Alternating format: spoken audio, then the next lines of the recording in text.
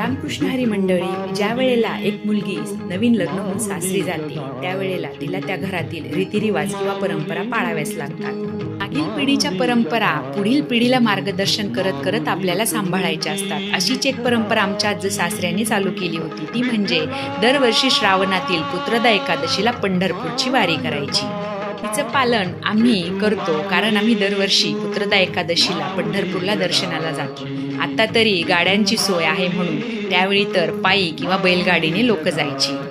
आम्ही आता चाललेलो आहोत तो रस्ता दिवे घाटातला आहे. हे दृश्य इतकं नयनरम्य होतं की थांबून पावसाचा आनंद घ्यावासा वाटत होता. अगदी छान धुकं आणि पाऊस, खूप छान घाटामध्ये वातावरण होतं. परंतु पुढे गेल्यानंतर निसर्ग एकदम स्वच्छ होता, पाऊसही नव्हता आणि धुकंही नव्हतं.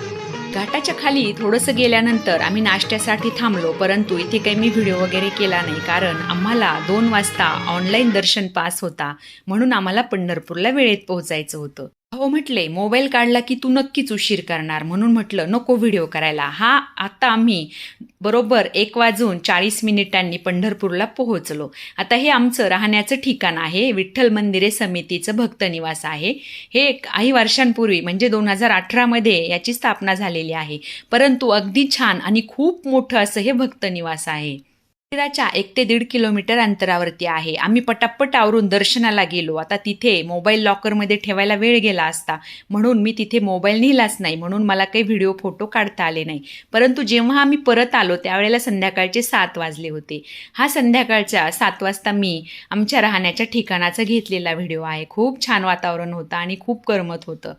नंतर रूमवरती जाऊन फ्रेश होऊन छान खाली आलो. इथे कॅन्टीन आहे, त्यामध्ये जेवण खूप छान मिळतं. तिथे जेवण केलं आणि नंतर गप्पा टप्पा मारत बराच वेळ इथं बसलो.